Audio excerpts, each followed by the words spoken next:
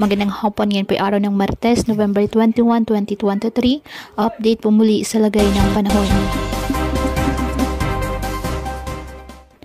Ayon sa Pag-asa, shear line ang nakakaapekto pa rin sa eastern section ng Visayas at northeast monsoon, nakakaapekto sa Luzon.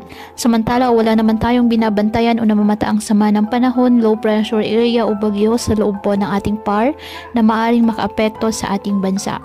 Ngunit meron pong minomonitor ng mga cloud clusters sa may bandang Palawan po, sa may bandang Sulusi na kung saan patuloy natin na i-monitor dahil ayon sa Pag-asa may posibilidad ito na maging low pressure area sa mga susunod na araw. Sa ngayon, nakataas pa rin po ang gale warning sa Batanes, Ilocos Norte, Ilocos Sur, Cagayan, Isabela, Aurora, Northern Quezon kasama ng Pulilio Islands, Calaguas Islands, Lapu-Lapu, Albay, eastern coast of Sorsogon, northern and eastern coast of Catanduanes, northern and eastern coast of Northern Samar, at eastern coast of Eastern Samar, na kung saan delikado pa rin po ang pumalaot lalo na ang ating mga kababayang mangingisda at may maliliit na sasakyang pandagat. Ngayong araw, ang Visayas, Bicol Region, Mimaropa, Zamboanga Peninsula, Basilan, Sulu at Tawi-Tawi, asahan na maulap na kalangitan na may kalat-kalat na pag-ulan at thunderstorms dahil po sa shear line.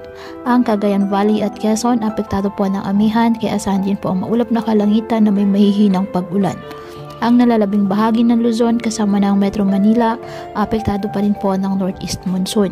At ang nalalabing bahagi ng Mindanao, bahagyang maulap hanggang sa maulap na kalangitan with isolated rain showers or thunderstorms dahil sa localized thunderstorms. Kaya po patuloy po natin na pinag-iingat ang ating mga kababayan sa banta ng mga pagbaha at pagguho ng lupa at ugaliin po na magdala palagi ng payong o kahit anumang panangga sa ulan kapag lalabas ng ating mga tahanan. At yan po muna ang update sa lagay ng panahon ngayong araw. Muli patuloy po tayo na mag-ingat at palaging tandaan, God loves you. Stay safe and God bless you.